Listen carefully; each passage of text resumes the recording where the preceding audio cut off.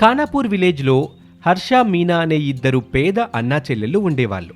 చెల్లి మీనా అవిటిది కావటంతో ఇంటి పని వంట పని చేస్తూ చెల్లికి అమ్మా నాన్నల ప్రేమని పంచుతూ తన చెల్లిని అపురూపంగా చూసుకుంటూ ఉంటాడు హర్ష. ఇద్దరూ కలిసి బొమ్మలమ్ముకుంటూ అలా అమ్మగా వచ్చిన డబ్బులతోనే ఉన్నంతలోనే సంతోషంగా జీవిస్తూ ఉంటారు. ఇక బుట్ట నిండా బొమ్మలు పెట్టుకొని అమ్మటానికి బయలుదేరతాడు హర్ష. చెల్లెమ్మ, బొమ్మలమ్మడానికి వెళ్దాంరా. వెళ్దామన్నయ్యా. అప్పుడే హర్ష తన చెల్లిని చూసి చాలా బాధపడుతూ ఇలా అంటాడు. నిన్ను తీసుకెళ్ళడానికేమో నాకు మనసు రావట్లేదురా. ఇంటి దగ్గర ఉండమ్మా. ఒక కాలుతో అవస్థ పడుతూ అంత దూరం వస్తావా చెల్లి? ఇంటి దగ్గరుండి ఏం చేయని చెప్పు. నువ్వు ఇప్పుడు వెళ్తే చీకటి పడ్డాక వస్తావు. అప్పటి వరకు నేను ఒక్కదాన్ని ఏం చేయనన్నయ్యా. అయినా నేను ఈరోజు మొదటిసారిగా నీతో పాటు రావడం లేదు కదా అన్నయ్య. రోజు గత నెల రోజుల నుంచి వస్తూనే ఉన్నాను కదా, నాకు అలవాటైపోయిందిలే. నా మాట ఎప్పుడు విన్నావు కనుక ఈరోజు వినడానికి. హర్ష బొమ్మల బుట్టని తల మీద పెట్టుకుని ముందుకు నడుస్తూ ఉంటాడు. అతని వెనకాలే అవటి చెల్లి మీనా కూడా నడుస్తూ ఉంటుంది. ఇక ప్రతిరోజులాగానే ఆ రోజు కూడా రోడ్డు మీద బొమ్మలు పెట్టుకుని అమ్ముతూ ఉంటారు. బొమ్మలు బాబు, బొమ్మలు రావాలి బాబు, రావాలి అని అరుస్తూ ఉంటాడు హర్ష. ఆ అరుపుకి మీనా అదిరిపడుతుంది. అన్నయ్య, మనం చేపలు అమ్మడానికి రాలేదు, బొమ్మలు అమ్మడానికి వచ్చాం కదా. ఇప్పుడు చూడు, నేనమ్మి చూపిస్తాను. బొమ్మలమ్మ బొమ్మలు, చిన్నపిల్లలు ఆడుకునే బొమ్మలు అని మీనా అమ్ముతూ ఉంటుంది. ఇక ఇద్దరు ముగ్గురు పిల్లలొచ్చి తమకు కావాల్సిన బొమ్మలు తీసుకుని అక్కడి నుంచి వెళ్ళిపోతారు. ఇక అలాగే రోజులు గడుస్తూ ఉంటాయి. ఒకరోజున అన్నా చెల్లెళ్ళు ఇద్దరూ బొమ్మలమ్ముతూ ఉంటారు. అన్నయ్య, దాహంగా ఉంది, ఆ బాటిల్లో వాటర్ ఇవ్వు. అది విని హర్ష బాటిల్ వైపు చూస్తాడు. అందులో నీళ్లుండవు.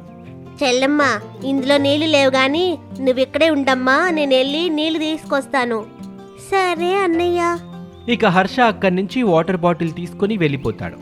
ఇంతలోనే ఒక దొంగవాడు మీనా బొమ్మల దగ్గరికి వస్తాడు.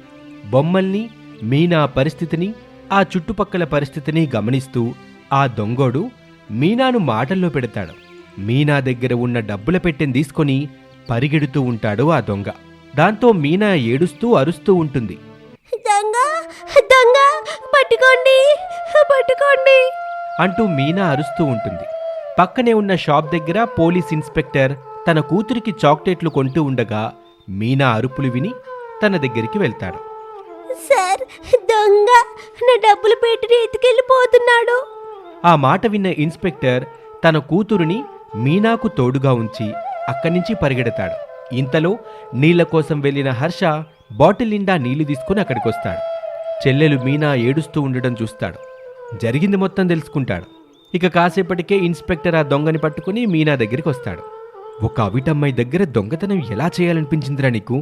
తప్పైపోయిందమ్మా, మన్నించండమ్మా అని చెప్పి డబ్బుల డబ్బాని ఆ దొంగ ఇచ్చేస్తాడు. ఇక మీనా మన్నించటంతో ఇన్స్పెక్టర్ ఆ దొంగని వదిలిపెడతాడు. బాబు, మీ పేరేంటి? మీ అమ్మా నాన్న ఎక్కడుంటారు? మా అమ్మా నాన్న మేం చిన్నప్పుడే చనిపోయారు సార్. ఇప్పుడు నాకు మా చెల్లికి నేను ఒకరికొకరం తోడుగా ఉన్నాం సార్. చూడండి పిల్లలు, నా కూతురికి కూడా తల్లి లేదు. ఇక నుంచి మీరు కూడా మాతో పాటు ఉండండి. మీ ముగ్గురు కలిసి స్కూల్కి వెళ్ళొచ్చు, ఆడుకోవచ్చు. మీ బొమ్మలు బట్టలు తెచ్చుకోండి అని చెప్పి ఇన్స్పెక్టర్ అక్కడి నుంచి వెళ్ళిపోతాడు. ఇక మరుసటి రోజున ఇన్స్పెక్టర్ ఇంటి దగ్గర బొమ్మలతో ఆ పిల్లలు ఆడుకుంటూ సంతోషంగా జీవిస్తూ ఉంటారు. ఈరోజు మనం తెలుసుకోబోతున్న స్టోరీ పేదవాడు ఐపీఎస్ ఆఫీసర్. తైపలంపూడి అనే ఊరిలో రత్తమ్మ అనే రోజు కూలీ చేసుకునే ఆమె ఉండేది. ఆమె భర్త తాగుడి వల్ల చనిపోతే తనకున్న ఒక్కగానొక్క కొడుకు వీరుని చూసుకుని బ్రతుకుతూ ఉంటుంది. అతన్ని సాకడానికి కూలీ పని చేస్తూ జీవిస్తూ ఉండేది. ఒకసారి తన తోటి కూలీ అయిన సుబ్బులు రత్తమ్మతో ఇలా అంటుంది. ఏమే రత్తాలు, నీ కొడుకును కూడా కూలికి తీసుకొచ్చేయచ్చు కదా, ఆడికి ఒక 100 రూపాయలు ఇస్తారు కదా, నీ కథ కట్టం తగ్గినట్టుంటాది అని సుబ్బులు సలహా ఇస్తుంది. అందుకు రత్తమ్మ ఇలా బదిలిస్తుంది. లేదులే సుబ్బులు, మన కూలి బతుక ఆడుకొద్దు. ఆడు తెలివైనోడు, పైగా చదువంటే చాలా ఇష్టం ఆడికి. అందుకే ఆడిని బాగా చదివించి పెద్ద ఆఫీసర్ని చేస్తానే అని రత్తమ్మ చాలా గర్వంగా చెప్తుంది. అప్పుడు ఆ మాట విన్న మిగతా కూలీలందరూ నవ్వుకుంటారు. అందులో కోటయ్య అనే వ్యక్తి ఇలా అంటాడు. ఏటే రత్తాలు, నీ కొడుకుని చదివించి ఆఫీసర్ని చేస్తావా? సరే చేద్దు గాని నీ గుడిసెలో నీ గంజిలో కలుపుకోవడానికి ఉప్పుందేంటే అంటూ ఆమె పేదరికాన్ని ఎగతాళి చేసి నవ్వుతారు. ఆ పక్కనే ఉన్న రత్తమ్మ కొడుకు వీరు తన తల్లి పడిన అవమానాన్ని వింటాడు. ఆ రాత్రికి తల్లితో ఇలా అంటాడు. ఎందుకమ్మా పొద్దున్న నిన్ను చూసి అట్ట నవ్వారు? నేను ఆఫీసర్ నవ్వకూడదమ్మా అని బాధగా అడిగాడు వీరు. అప్పుడు తల్లి రత్తమ్మ ఇలా బదులిస్తుంది. చూడరా అబ్బి, ఎప్పుడైనా కాసి చెట్టుకే రాళ్ళ దెబ్బలంటారా పెద్దోళ్ళు. అంటే మనకి రాళ్ళు తగులుతున్నాయంటే మనం కాసే చెట్టు లాంటోళ్ళం అన్నమాట. అందుకే వాళ్ళు ఊసులు వదిలేసి నువ్వు చదువుకోరా అయ్యా, నిన్ను నేను చదివిస్తాను. అది సరేగా నూరి, చదువుకొని పెద్దోడయ్యాక ఏ ఆఫీసర్ అవుతావురా? పెద్ద పోలీస్ అవుతానమ్మా. నిన్ను పోలీస్ కారులో నెత్తిమీద దీపం వేసి కుయ్యి కుయ్యి అని తీసుకెళ్తాను అని చాలా నిండు మనసుతో తన తల్లి అడిగిన ప్రశ్నకి బదులిస్తాడు. అలాగే రోజులు గడుస్తూ ఉంటాయి. ఒకరోజు పెంట మీద దొరికిన చిరిగిపోయిన ఒక పోలీస్ టోపీ తెచ్చుకొని తల్లికి చూపిస్తూ ఇలా అంటాడు వీరు.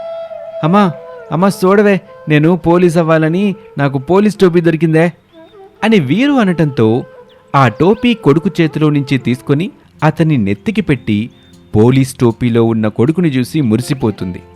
ఆ విధంగా కొన్నేళ్లపాటు తప్పించి పోలీస్ అవ్వాలన్న తన లక్ష్యాన్ని తపస్సులా సాధన చేసి తాను కోరుకున్న విధంగా ఒక ఐపీఎస్ ఆఫీసర్ అయ్యి యూనిఫామ్లో ఇంటికొస్తాడు పెద్దవాడైన వీరు. అప్పుడు రత్తమ్మ కొడుకుని చూసి ఇలా అంటుంది. ఏరా అయ్యా, పోలీస్ అయిపోయావా? పోనీలే, ఆ దేవుడు చల్లని చూపు నీ మీద ఉండాలయ్యా.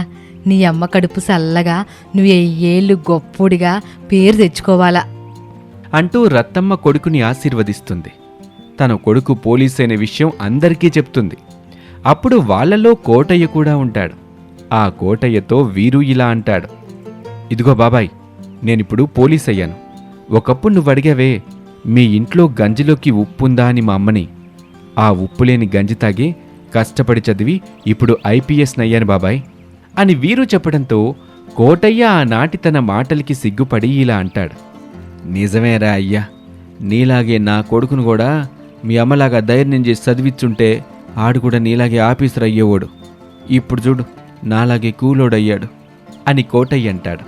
ఈ విధంగా ఒక పేద కూలీ రత్తమ్మ కొడుకు చిన్నప్పుడు కన్న కలని ఎంతో కష్టపడి చదివి ఐపీఎస్ అవుతాడు.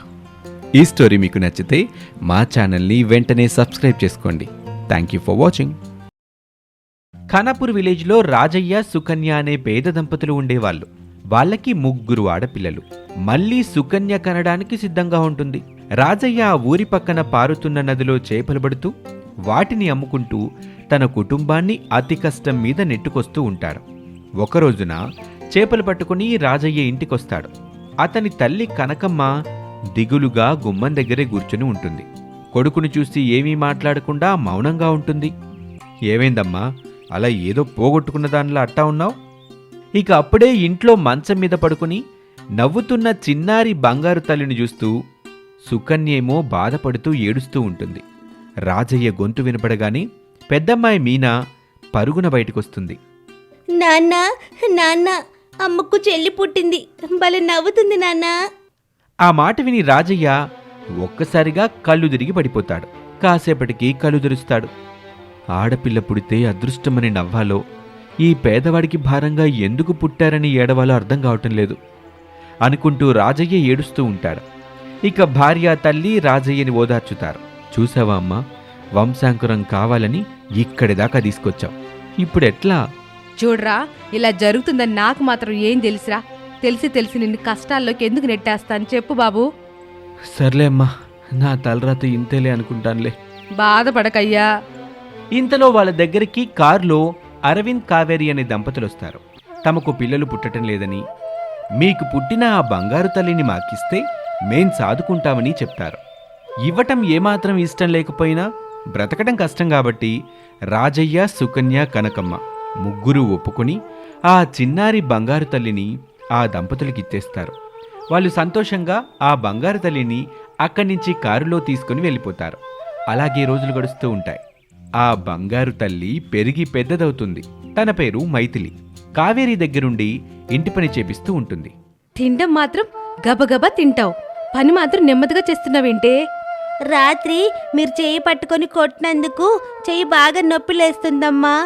ఇంకోసారి అమ్మ అన్నావంటే మూతి పళ్ళు రాలగొడతా. మా అదృష్టమో నీ దురదృష్టమో తెలీదు గాని మా రక్తం పంచుకుని మాకొక బిడ్డ పుట్టింది. ఇక నువ్వు మాకొద్దు, కొంచెం డబ్బులు ఇస్తాం, బయటికెళ్ళి ఏదైనా పని చేసుకుని బతుకు. అమ్మా, నన్ను కొట్టు తిట్టు, కావాలంటే నీ చేతిలో నన్ను చంపేయి, అంతేగాని బయటికి మాత్రం పంపకండమ్మా. ఇలాగే ఇంటి పని వంట పని చేసుకుంటూ ఏదో ఒక మూల తల దాచుకుంటానమ్మా. ఇంతలోనే అక్కడికి అరవింద్ వస్తాడు. చూడు కావేరి, మైథిలి మన ఇంటికి వచ్చాకే నీకు మాతృత్వం దక్కిందని మర్చిపోకు. అలా అని మైథిలిని బంగారు బొమ్మలా చూడమని చెప్పటం లేదు. మన కూతురు వయసు ఉంటుంది మైథిలికి, కనీసం పని మనిషిలా చూడు, పశువులా కాకుండా అని చెప్పి అక్కడి నుంచి వెళ్ళిపోతాడు. ఇక అరవింద్ మీద ఉన్న కోపాన్ని మైథిలి మీద చూపించి మైథిలిని కొడుతుంది. మైథిలి ఏడుస్తూ అక్కడి నుంచి వెళ్ళిపోతుంది. ఇక కావేరి బాగా ఆలోచించి ఒక పథకం వేస్తుంది. ఒకరోజున ఇంట్లో ఎవరు ఉండరు, మైథిలి ఒక్కతే ఉంటుంది. ఒక దొంగ ఇంట్లోకొస్తాడు. మైథిలిని చంపటానికి మీదికి వస్తూ ఉంటాడు. ఇక లాభం లేదనుకుని మైథిలి ఆ ఇంట్లో నుంచి పారిపోతూ ఉంటుంది. ఆ దొంగ కూడా ఆమె వెనకాలే వెళ్తూ ఉంటాడు. అలా పరిగెడుతున్న మైథిలికి ఒక పారుతున్న నది కనిపిస్తుంది. అంతే, మైథిలి ఆ దొంగ నుంచి తప్పించుకోవడం కోసం ఆ నదిలోకి దూకేస్తుంది.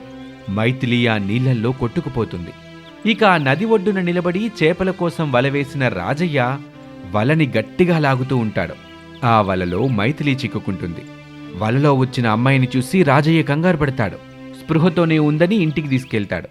తనకి సపర్యలు చేస్తారు. ఇదేంటండి, ఈ అమ్మాయిని చూడగానే నాకేదో బంధం ఉన్నట్టుగా అనిపిస్తూ ఉంటుంది అని సుకన్య అంటుంది. ఇక కాసేపటి తర్వాత స్పృహలోకి వస్తుంది మైథిలి. సుకన్య మైథిలిని వివరాలు అడుగుతుంది. అప్పుడు మైథిలి తనకు గుర్తున్నంత వరకు చెప్తుంది. ఇక అప్పుడు సుకన్య వెంటనే సంతోషపడుతూ ఇలా అంటుంది. ఏవండి, నా కూతురు నా దగ్గరికి చేరింది, చాలా సంతోషమండి అంటూ ఎట్టకేలకి తన దగ్గరకు చేరుకున్న కూతురు మైథిలిని చూసి ఎంతో సంతోషపడుతూ ఉంటారు.